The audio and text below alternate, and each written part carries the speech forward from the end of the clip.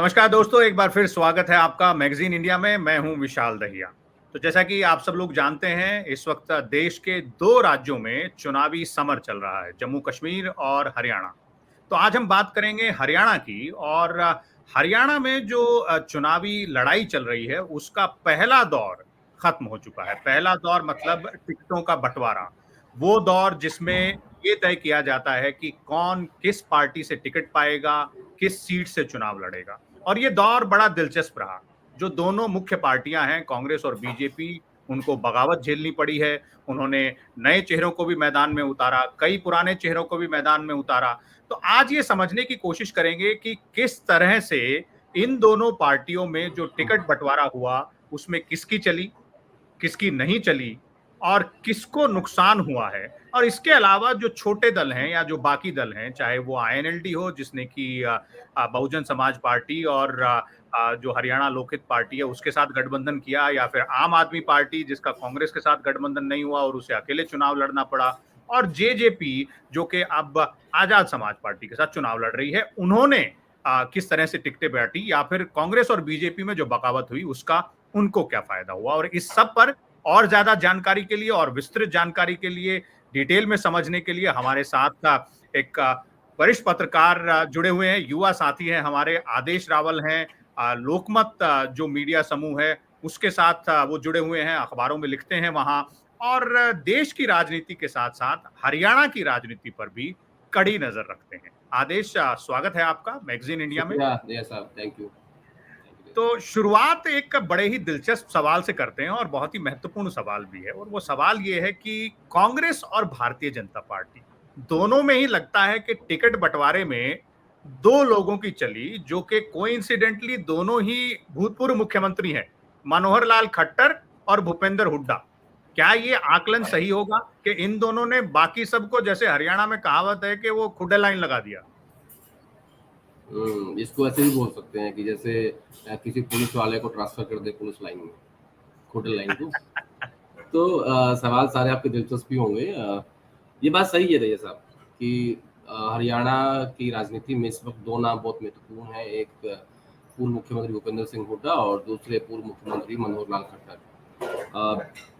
कांग्रेस से मैं स्टार्ट करता हूँ। कांग्रेस पार्टी में फिलहाल एक सीट सीपीआईएम को दी गई है और बाकी 89 में से 72 सीटें भूपेंद्र सिंह हुड्डा के कोटे में गई हैं। 9 सीटें कुमारी शैलजा को मिली हैं, दो सीट रणदीप सिंह सुरजेवाला को, एक सीट कैप्टन अजय यादव को उनके बेटे की, और एक जैसा मैंने कहा सीपीआईएम की, और 5 सीटें गई हैं कांग्रेस हाईकमांड को। यानी जो जो, जो 5 लोग ऐसे थे जो कांग्रेस लीडरशिप से जुड़े हुए थे।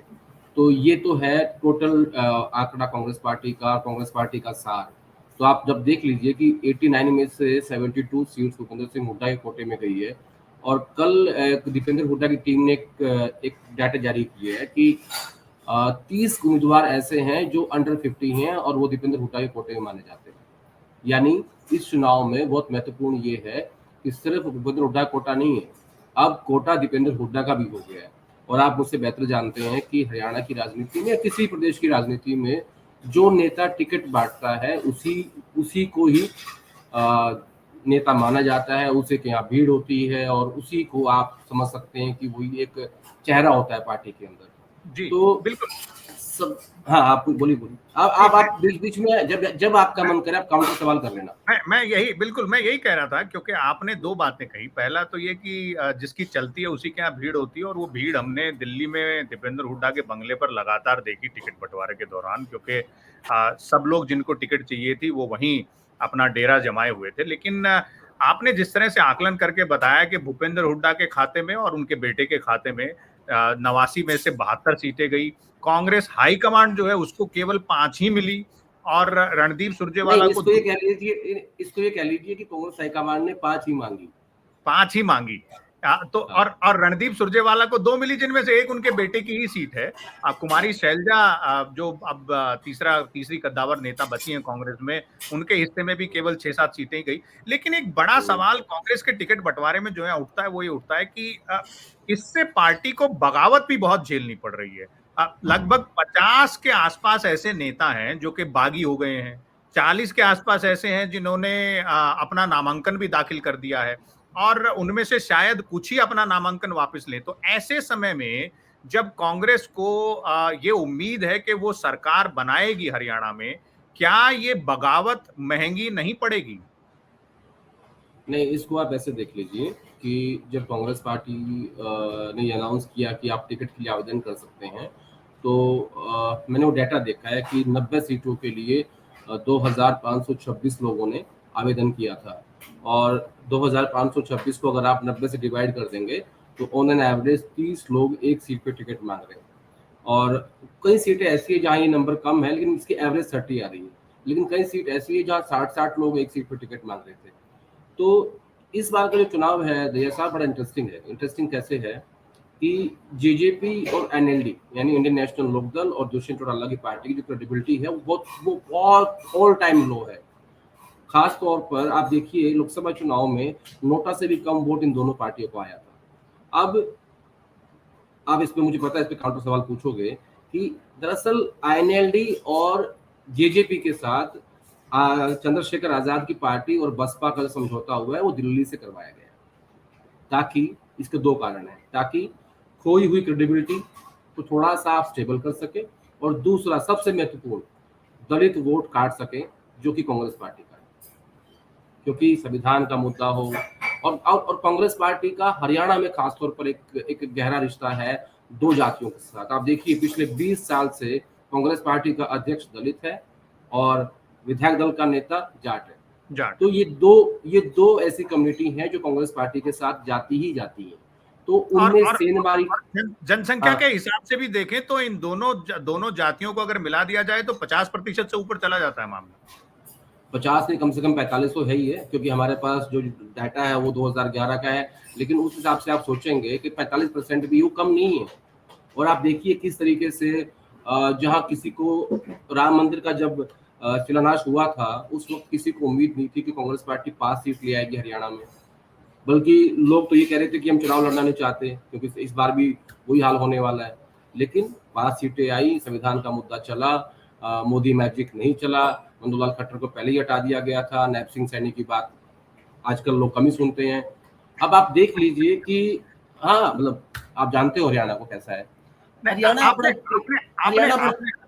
आपने जातियों के समीकरण की बात की, मैं पार्टी दर पार्टी जाता, लेकिन क्योंकि जातियों के समीकरण की यहाँ बात हो रही है तो एक और महत्वपूर्ण सवाल उठता वो ये कि लगातार जो बीजेपी की रणनीति दिखाई दे रही थी वो ये दिखाई दे रही थी कि भाई जाटों का समर्थन तो मिलना नहीं है तो फोकस जो है गैर जाट वोटों पे किया जाए और उनकी अगर टिकट बंटवारे पे नजर डाल के देखें तो उसी तरह की रणनीति रही भी। तो क्या आपको लगता है कि जाट बनाम गैर जाट का जो एक रणनीति जिसे कहा जाए, चुनावी रणनीति जिसे कहा जाए, उसमें भारतीय जनता पार्टी किसी हद तक सफल हो पा रही है या कांग्रेस उसको काउंटर करने में असफल हो पा रही है अभी तक टिकटों के बंटवारे के लिहाज से देखा जाए? देखिए दया साहब, आपका ज्यादा एक्सपीरियंस है मुझसे कि कोई भी चीज की एक एक्सपायरी डेट होती है, चाहे वो हिंदू मुस्लिम हो, चाहे वो जाट गैर जाट हो। और इस बार के जो नतीजे हैं लोकसभा चुनाव के ये बताते हैं कि हिंदू मुस्लिम जो मुद्दा था बीजेपी का वो एक्सपायर हो चुका है।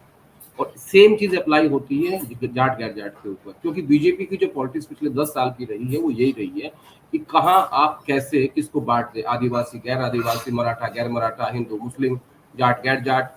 अब अगर ये चल रहा होता जाट गैर जाट का इशू तो मनोहर लाल खट्टर को हटाया नहीं जाता, क्योंकि वो ज्यादा सक्षम है पोलराइजेशन के लिए। नैप सिंह सैनी साहब इतने सक्षम नहीं है, क्योंकि उनके जो स्टेटमेंट्स रहे हैं ब्राह्मणों को लेके, जाटों को लेके, उनके बहुत सारे स्टेटमेंट्स ऐसे हैं जो जातियों के ऊपर हैं, तो वो ज्यादा सक्षम थे। तो बीजेपी को इस बात का एहसास था कि ये नहीं हो पा रहा है, इसीलिए उनको हटाया गया और लोकसभा चुनाव से पहले हटाया गया। अब आप देखिए नैप सिंह सैनी साहब जो है मुख्यमंत्री हैं, उनकी होम सीट जो है वो है नारायणगढ़। लोकसभा चुनाव में बीजेपी वहां से हारी, लड़वाया गया करनाल जब लड़वाया गया तो वहां की पंजाबी कम्युनिटी ने इस बात को लेकर मनोहर खट्टर को कहा कि ये आप क्या कर रहे हो, यहाँ से इन जीत सकते। उन्होंने कहा कि कम से कम ये बाई इलेक्शन जिता दो, उसके बाद मैं इनको और अब फिर से सीट बदल गई है। 10 साल में 4 बार ऐसे व्यक्ति की सीट बदलना जो कि प्रदेश के मुख्यमंत्री हैं, प्रदेश अध्यक्ष रह चुके हैं, और अब उनकी सीट चेंज कर दी गई, क्योंकि करनाल में जो पंजाबी कम्युनिटी है, जो स्ट्रॉन्ग कम्युनिटी है, जो मनोहर खट्टर के साथ है, उन्होंने ये बात पहले ही कह दी थी कि भैया ये नहीं चलेगा, यहाँ से हो नहीं पाएगा। यानी वो सीएम का जो ऑल्टरनेट है उसको भी मानने के लिए राजी नहीं है। और तीसरा आप देखिए, रामविलास शर्मा जैसे व्यक्ति का टिकट बीजेपी ने काट दिया, जो कभी हरियाणा में बीजेपी के चेहरे होते थे। और एक सबसे महत्वपूर्ण बात जो मतलब मुझे बड़ी अजीब लग रही है, 10 साल में कभी आपने देखा है कि कोई मोदी के फैसले पर चू कर दे या अमित शाह के फैसले पर कह दे कि नहीं हमें मंजूर नहीं है? ये फर्क है बेसिकली 303 का और 240 का। तो मतलब आपका 303 कहना में 300 मैं बताता हूँ मेरा क्या कहना है जी कि बीजेपी की जो सेंट्रल लीडरशिप है उसका कंट्रोल नहीं रहा है स्टेट लीडरशिप पे। आप देख लीजिए, जब जिस दिन 67 की लिस्ट आई बीजेपी की, उसके बाद कोई रो रहा है, कोई धमका रहा है, कोई कह रहा है कि मैं कांग्रेस पार्टी से टिकट ले आऊंगा, कोई कह रहा है वर्कर मीटिंग। लेकिन आदेश, इसका एक काउंटर है। काउंटर ये है कि मनोहर लाल खट्टर पूर्व मुख्यमंत्री जो हरियाणा के हैं, उनकी टिकट बंटवारे में भारतीय जनता पार्टी में उतनी ही चली जितनी भूपेंद्र सिंह हुड्डा की कांग्रेस पार्टी में चली, वो भी पूर्व मुख्यमंत्री। मनोहर लाल खट्टर प्रधानमंत्री मोदी के करीबी माने जाते हैं। तो अगर प्रधानमंत्री के करीबी किसी आदमी के कहने से टिकटों का बंटवारा हुआ, तो ये कैसे मान लिया जाए कि जो सेंट्रल लीडरशिप है वो कमजोर? नहीं, कमजोर इस सेंस में बोल रहा हूँ कि मैंने कभी 10 साल में केंद्र में लोकसभा की टिकटों में, राज्यसभा के चयन में, विधानसभा की टिकटों में किसी भी राज्य में बीजेपी के खिलाफ बगावत होती नहीं देखी।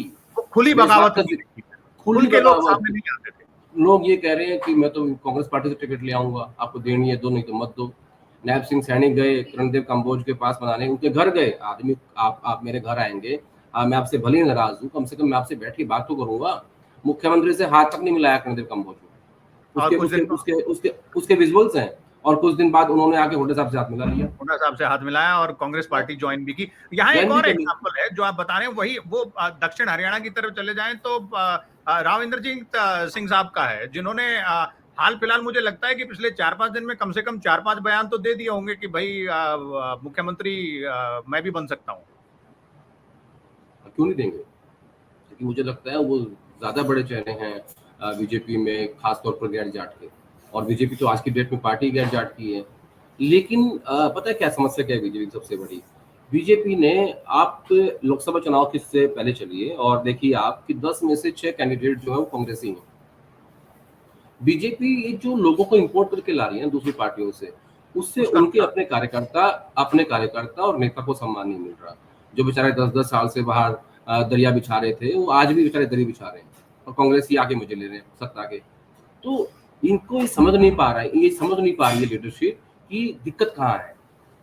अच्छा, है तो बुखार दवाई दे रहे हैं टीबी की।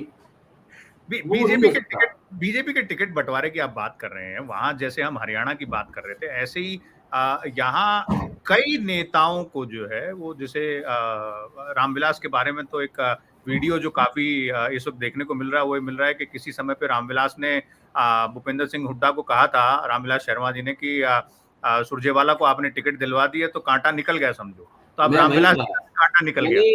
मैं वही था, जींद बाई इलेक्शन की बात है ये। जब रणदीप वहां लड़ने गए थे जींद बाई इलेक्शन, तब जिस दिन नॉमिनेशन था उस दिन हुड्डा साहब को मुझे लेते हुए उन्होंने कहा कि आपका तो कांटा निकल गया। तो अब लोग ये कह रहे हैं कि अब उनका कांटा निकल गया। तो राजनीति में होता रहता है। मुझे लगता है, देखिए बीजेपी के कई ऐसे सीनियर नेता हैं जो इधर इनके अच्छे संबंध है, और ऐसे ही कांग्रेस पार्टी के लोग इनके उधर अच्छे संबंध है। आप देख लिए कि अनिल विज के सामने किसको टिकट दिया गया? कोई बहुत ही छोटा कार्यकर्ता है, यानी बाबा जो आराम से जीत जाएंगे। इंद्रजीत की बेटी के सामने किसको टिकट दिया गया? कोई ज्यादा स्ट्रॉन्ग कैंडिडेट नहीं हुआ। अभय सिंह, हाँ अटेली में अभय सिंह के खिलाफ किसको टिकट दिया गया? ज्यादा स्ट्रॉन्ग नहीं है, क्योंकि उन्होंने भी साथ दिया था कांग्रेसियों का लोकसभा चुनाव में। तो एहसान तो उतारने हैं ना, यानी कि रास्ते भी खुद के हुए हैं। हाँ, इस setting.com की सीट है। अच्छा, एक बात और होती है, भारतीय जनता पार्टी की बात करें तो बड़ा दिलचस्प वाकया है यहाँ भी, और वो ये है कि रामविलास शर्मा जी को टिकट नहीं मिला। जो प्रदेश अध्यक्ष हैं बडोली, उनको पहले टिकट दी गई राय से, उसके बाद जो है कैंडिडेट बदल दिया गया, जो है कृष्णा गहलावत को अब टिकट दे दी गई है। कृष्णपाल गुर्जर जो है, जो कि केंद्र में मंत्री भी हैं, उनके बेटे तक को टिकट नहीं दिया गया। उन्होंने बड़ी कोशिश की। एनआईटी फरीदाबाद, अगर मैं गलत नहीं हूं तो सीट है जहां से वो टिकट चाहते थे, लेकिन उनको भी टिकट नहीं दिया गया। केवल मुझे लगता है कि राव इंद्रजीत सिंह अपने कुछ लोगों को और अपनी बेटी को टिकट दिला पाए, बस इतना ही है। बाकी किसी और नेता की नहीं चली। क्या ये कहना गलत होगा हरियाणा बीजेपी के हिसाब से? इसके पीछे कहानी है। मुझे ऐसा लगता है कि राव इंद्रजीत सिंह कांग्रेस पार्टी के टच में थे, और अगर अगर वो ये स्टेप उठा लेते तो जो जो आज हालात है, जहां आज 20-22 सीटों पे बीजेपी खड़ी हुई है, वो घट के 10-12 पे आ जाती। इसलिए पिछले 2 प्लान से राव इंद्रजीत सिंह अपनी बेटी का टिकट मांग रहे हैं, लेकिन इस बार उन्होंने मांगा नहीं और बीजेपी ने कहा कि आप अपनी बेटी को लड़वाइए, क्योंकि वो इस बात को समझ रहे थे। उधर कैप्टन अभिमन्यु नाराज थे, वो लड़ना चाहते थे बरवाला से, उनको लड़वाया नारनौल से। तो ये जो टॉप लीडरशिप है, ओम प्रकाश धनखड़, उनके भी काफी चीजें थी। तो ये इसमें एक फैक्टर नहीं है, इसको बोलते हैं मल्टीपल ऑर्गन फेलियर। राजनीति में मल्टीपल ऑर्गन फेलियर बहुत ही खतरनाक साबित हो सकता है। लेकिन आपने बातचीत के दौरान एक बड़ी बात कही, और मैं दर्शकों को यह बताना चाहूंगा कि इसी तरह की बड़ी बात आपने इसी तरह की बातचीत के दौरान लोकसभा चुनाव में कही थी, और आपका आकलन बिल्कुल सही साबित हुआ था भारतीय जनता पार्टी की सीटों के बारे में। आपने अभी कहा कि 20-22 के आंकड़े पर खड़े हैं, तो यानी कि क्या ये कहना गलत होगा? क्या ये मान लें कि आदेश रावल ये कह रहे हैं कि इस चुनाव में, हरियाणा के विधानसभा चुनाव में, भारतीय जनता पार्टी को 20-22 सीटें मिलेंगी? और अगर सही है तो साथ में कांग्रेस का आंकड़ा भी बता दीजिए। देखिए, मैं आपको डाटा दे दूंगा, उसमें कोई दिक्कत नहीं है मुझे। आज 12 तारीख को लास्ट डेट ऑफ नॉमिनेशन था और आज लास्ट डेट ऑफ विड्रॉल है। तो अभी चुनाव जो है ना, वो सेटल नहीं हुआ है। अगले एक हफ्ता जो है वो चुनाव डेवलप होगा और उससे नेक्स्ट वीक जो है वो धीरे धीरे सेटल होगा। आज से जब हम बात कर रहे हैं, टोटल दिन बचे हैं 18, क्योंकि 5 तारीख की वोटिंग है और 3 तारीख को लास्ट डे ऑफ तीन कैंपेन को होगा। कैंपेन खत्म हो जाएगा। तो आज टोटल दिन 18 बचे हैं। 15 दिन, मतलब एक हफ्ते के बाद मैं आपको डाटा दे दूंगा। लेकिन मैं आज भी दे सकता हूँ, मैं आपको ये कह सकता हूँ कि हरियाणा में कांग्रेस की पूर्ण बहुमत की सरकार बनने जा रही है। और डाटा पूर्ण बहुमत के लिए 46 सीटें चाहिए। 40 सीटें चाहिए। चलिए मैं वापस आपको मैं आपको मैं आपको एग्जैक्ट नंबर दे दूंगा एक हफ्ते बाद। चलिए, हम आपसे लगातार बात करते रहेंगे हरियाणा चुनाव में, और एक हफ्ते बाद फिर आएंगे। लेकिन दूसरी पार्टियों की तरफ चलते हैं। आपने एक जिक्र किया था, आपने कहा था कि बसपा और जो आजाद समाज पार्टी का जो गठबंधन हुआ है आईएनएलडी और जेजेपी के साथ, वो एक रणनीति के तहत कराया गया है। गठबंधन की राजनीति में एक और वाकया है, और उसके पीछे की कहानी क्या है ये भी दर्शक जानना चाहेंगे। आम आदमी पार्टी और कांग्रेस के बीच लगातार आखिरी समय तक कोशिश चली कि गठबंधन हो जाए, लेकिन वो गठबंधन नहीं हुआ। तो क्या कारण रहे होंगे पर्दे के पीछे वो जो गठबंधन नहीं हुआ है? अगर आप उस पर थोड़ा सा प्रकाश डाल पाए। और दूसरा ये कि अब तो केजरीवाल भी जेल से बाहर आ गए हैं, तो क्या वो चुनाव प्रचार करेंगे तो उसका भी कुछ नुकसान हो सकता है कांग्रेस पार्टी को? इसकी शुरुआत करता हूं। जब राहुल गांधी ने ये कहा सेंट्रल इलेक्शन कमेटी की मीटिंग में कि क्यों ना हम आम आदमी पार्टी को भी कुछ सीटें दे दें, तो अब ये सोचिए कि उन्होंने ऐसा क्यों कहा। सबसे पहली बात तो ये है, इसमें 2 बातें हैं। राहुल गांधी के स्ट्रैटेजिस्ट को जो भी स्ट्रैटेजिस्ट थे, उन्होंने समझाया कि देखिए, आप ना सिर्फ कांग्रेस पार्टी के एलओपी नहीं, आप इंडिया अलायंस के एलओपी हैं, तो आपको अपना बड़ा दिल दिखाना चाहिए। ठीक है, तो उन्होंने इस बात की पेशकश की और कहा कि देखिए, लेकिन ये फैसला हरियाणा कांग्रेस के नेताओं को करना है। ठीक है, राहुल गांधी की एक आदत है, वो अपनी बात कह देते हैं, ज्यादा पुश नहीं करते, अपने विचार सामने रख देते हैं। और सेंट्रल इलेक्शन कमेटी की मीटिंग थी, वहाँ खड़गे साहब भी बैठे हुए थे, वेणुगोपाल भी थे, भूपेंद्र हुड्डा भी थे, सब लोग थे। तो उन्होंने कह दिया, तो उन्होंने कहा कि ठीक है, हम इस पर काम शुरू करते हैं, और काम शुरू किया गया। बेसिकली सबसे पहले बात शुरू हुई सीटों पे। आम आदमी पार्टी ने शुरुआत की इसकी 15 सीटों से, और कांग्रेस पार्टी ने शुरुआत की इसकी 4 सीटों से। लेकिन अब ये खेल बिगड़ा कहाँ? आम आदमी पार्टी चाहती थी कि उनको मनचाही सीट मिले, और वो मनचाही सीट कौन सी थी? एक कलायत और एक जींद। कलायत से अनुराग ढांडा को टिकट दिया गया, और जींद से मुझे लगता है चाहते थे सुशील गुप्ता लड़े आम आदमी पार्टी के कोटे से। हालांकि सुशील गुप्ता भूपेंद्र हुड्डा के भी दोस्त है। तो अब कांग्रेस पार्टी में समस्या क्या थी? कलायत सीट हिसार से जो सांसद हैं जेपी, उनके बेटे को दी गई है, और वो अपने बेटे को लॉन्च करना चाहते थे इस बार। और ये सबको पता है कि जेपी के संबंध अच्छे हैं दीपेंद्र हुड्डा के साथ, तो उस चीज का प्रेशर था। उन्होंने आखिर में 10 सीटों की लिस्ट दी दीपक बाबरिया को और ये कहा कि देखिए ये 2 सीटें तो हमें चाहिए, कलायत और जींद, 4 जो हैं इसमें से आप अपनी पसंद की दे दो, हमें टोटल 6 सीट दे दो। भूपेंद्र हुड्डा उनको टोटल ही 4 सीट देना चाहते थे और वो सीट वो चाहते थे कि जो हम चाहें वो देंगे। यानी कि कलायत और जींद को छोड़ के 4 सीट देना चाहते। हाँ, वो तो उस पर तो कोई डिस्कशन था ही नहीं। जींद आप जानते हो कि हरियाणा की राजनीति का गढ़ माना जाता है, वहां से कांग्रेस, वहां से राजनीति शुरू होती है, वो सीट आप कैसे दे दोगे। दूसरा बेसिकली क्या है, वो कह रहे थे कि हमारी मनचाही सीट दो, इन्होंने कहा कि हम अपनी मनचाही देंगे और इस चक्कर में राहुल गांधी की बात भी चली गई पब्लिक के बीच में, जो तक अकोमोडेट करना चाहते थे और समझौता नहीं हो पाया, ये लोग नहीं माने, तो वो सब हो गया। जो उसके पीछे का खेल था, जो विचार था, जो स्ट्रैटेजी थी, वो जो भी था, वो सब पब्लिक के बीच में चला गया। उसमें फिर ये था कि आखिर में प्रपोजल ये दिया गया कि 4 सीटें आम आदमी पार्टी को, 1 सीट समाजवादी पार्टी को और 1 सीपीआईएम को। अखिलेश ने कहा कि हमारा कोई ऐसा कोई स्ट्रॉन्ग कैंडिडेट नहीं है जिसको हम वहाँ एडजस्ट कर सकें। हालांकि एक था संजय लाठर, लेकिन उन्होंने उनके नाम का जिक्र नहीं किया, तो समाजवादी पार्टी भी बाहर होगी और फिर सीपीआईएम को 1 सीट दे दी गई। अब सवाल ये उठता है कि कांग्रेस ने ऐसा क्यों किया। कायदे से आप सोचेंगे तो बीजेपी का जो एंटी वोट है वो बढ़ जाएगा बिटवीन कांग्रेस एंड आम आदमी पार्टी। जी बिल्कुल। तो राहुल गांधी के रणनीतिकारों ने इतनी ही देर में एक सर्वे कर दिया। उस सर्वे में ये पाया गया कि आम आदमी पार्टी का जो टोटल वोट परसेंटेज है वो 1.5% है।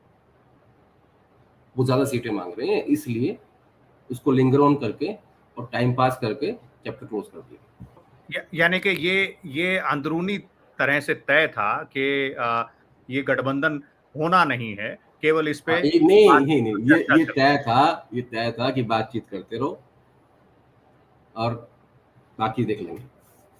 चलिए, अब जो बगावती जो लोग हैं, जिन्होंने अलग अलग पार्टियों से, कांग्रेस और भाजपा से बगावत की, या जिनको जजपा या इनेलो में जगह नहीं मिली, उनको आम आदमी पार्टी में एडजस्टमेंट मिली, टिकट मिली कम से कम चुनाव लड़ने के लिए, ये तो ही बात उसकी। लेकिन एक चलते चलते एक आखिरी सवाल बात कर लेते हैं जेजेपी और आईएनएलडी की, क्योंकि दोनों ही पार्टियां पूर्व प्रधानमंत्री, पूर्व उप प्रधानमंत्री और पूर्व मुख्यमंत्री देवीलाल के वंशज चला रहे हैं।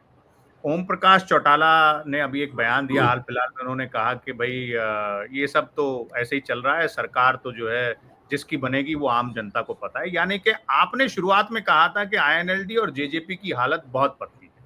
क्या माना जाए कि दोनों की हालत एक जैसी है, या जजपा की हालत सबसे खराब है? क्योंकि जजपा के तो लगभग सभी विधायक पार्टी छोड़ के जा चुके हैं, जो विधायक थे, और उनको कहीं और से भी टिकट मिला है, तो उनको अपने अपने क्षेत्रों में विरोध भी झेलना पड़ रहा है। जजपा की जो 2 नेता हैं बड़े, दुष्यंत चौटाला और दिग्विजय उनके छोटे भाई, ये दोनों चुनाव लड़ रहे हैं और मुझे लगता है दोनों चुनाव हार जाएंगे। तो इस बात से अंदाजा लगाइए कितनी हालत कितनी पतली है, या उनकी हालात क्या है इस वक्त। देखिए, इसका बड़ा कारण है हरियाणा के लोगों ने जजपा को एंटी बीजेपी वोट दिया था 2019 में, और वो चाहते थे कि जेजेपी ऐसी पार्टी है जो जेजेपी की फर्स्ट चॉइस कांग्रेस पार्टी होनी चाहिए थी 2019 में, लेकिन वो अनफॉर्चुनेटली जो भी उसके कारण रहे, जो साथ चले गए। ये ऐसे ही अलायंस है जैसा पीडीपी और बीजेपी का जम्मू कश्मीर में हुआ था। तो जब किसान बॉर्डर पे बैठे 1 साल तक, उस दौरान लोगों को ये उम्मीद थी, और खासतौर पर जाट कम्युनिटी को, कि दुष्यंत अपनी सपोर्ट विड्रॉ करेंगे, लेकिन उन्होंने नहीं करी। तो ये उसका खामियाजा भुगत रहे हैं और जनता को इस बात का पता है। एनएलडी थोड़ी सी बेटर स्थिति में है, और आप देखिए इन पिछले 4 दिनों में खासतौर पर बीजेपी से कई बड़े चेहरों को और बीजेपी के उन नेताओं को जिनको टिकट नहीं मिली, उनको शामिल करवाया गया है आईएनएलडी में, ताकि थोड़ा सा उसका मतलब जो हालत ज्यादा खराब है, थोड़ा उसको ठीक किया जाए। ये बेसिकली वैसा है कि बीमार है बंदा, थोड़ा सा उसको हैवी डोज दिया गया। तो खुद की सीट अभय सिंह की, और मुझे लगता है तो कांग्रेस पार्टी भी चाहती है कि वो जीत जाए, और 1 सीट मुझे लगता है उनके समधी की, दिलबाग की, यमुनानगर से, वो सीट अच्छी है। और जैसा मैंने कहा कि अभी चुनाव डेवलप हो रहा है, कई स्ट्रॉन्ग नेता उनके साथ जोड़े गए हैं। कितना फायदा होगा मुझे नहीं पता, लेकिन आज की डेट में मुझे ऐसा लग रहा है, ये मेरी एनालिसिस है, कि ये चुनाव 2 पार्टी में होने वाला है, कांग्रेस वर्सेस बीजेपी।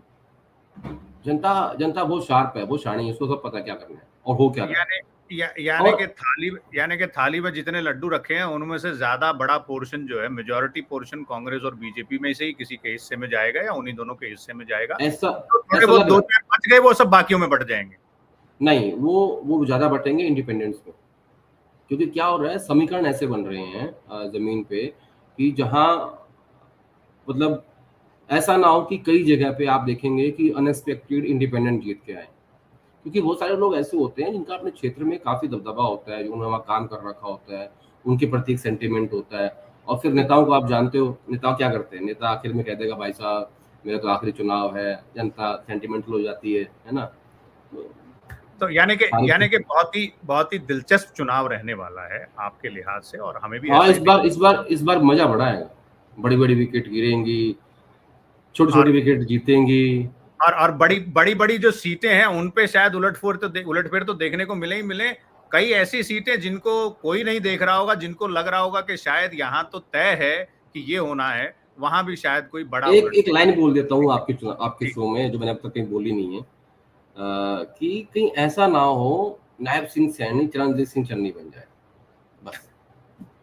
चलिए, इसी के साथ इस एपिसोड को खत्म करते हैं। आदेश, आपका बहुत बहुत धन्यवाद जुड़ने के लिए और थैंक यू सर, बताने के थैंक यू, लिए। Thank you. पर्दे के पीछे की वो बातें, वो एनालिसिस हम आपके साथ बातचीत हरियाणा चुनाव में जारी रखेंगे। अगले हफ्ते आपने कहा है कि आप और बेहतर आकलन दे पाएंगे, और उसके बाद उससे अगले हफ्ते शायद आप जो आकलन देंगे वो आखिरी होगा, क्योंकि तब तक चुनाव सेटल हो चुका होगा, लोग मन बना चुके होंगे, चुनाव प्रचार भी लगभग समाप्त हो चुका होगा। तो आपके साथ एक बार फिर जुड़ेंगे। एक बार फिर धन्यवाद आदेश। तो ये थे आदेश रावल, वरिष्ठ पत्रकार, लोकमत के साथ जुड़े हुए हैं, देश और हरियाणा की राजनीति पर कड़ी पकड़ रखते हैं। इनका कहना था सीधे तौर पर कि बड़ा दिलचस्प चुनाव अब की बार हरियाणा में है। कई ऐसे समीकरण हैं जो मैदान पर दिख रहे हैं, कई ऐसे भी समीकरण हैं जो कि सामने नहीं दिखाई दे रहे, लेकिन आने वाले दिनों में उनका असर जरूर दिखाई देगा। तो हरियाणा की चुनावी राजनीति से जुड़ी सभी बातें हम आपके सामने लाते रहेंगे। देखते रहिए मैगजीन इंडिया, जुड़े रहिए हमारे साथ। वीडियोस को लाइक कीजिए, शेयर कीजिए, चैनल को सब्सक्राइब कीजिए और कमेंट करके बताइए कि आपको हमारे वीडियोस कैसे लगते हैं। नमस्कार, धन्यवाद।